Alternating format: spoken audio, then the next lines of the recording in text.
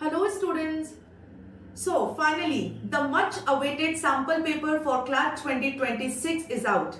Let's talk about English section here.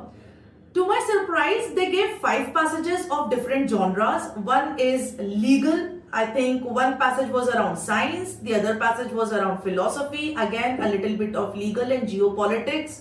And at last, I found a passage around politics and historical reflection in that.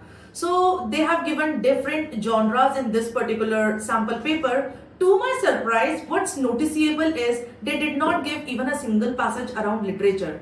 But that doesn't mean that literature cannot come. It definitely can be there. And because in the notification, they focused more on literature.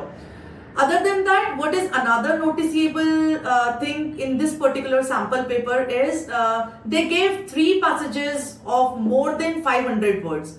One passage was around 560 words. So, of course, we can expect some lengthy passages too.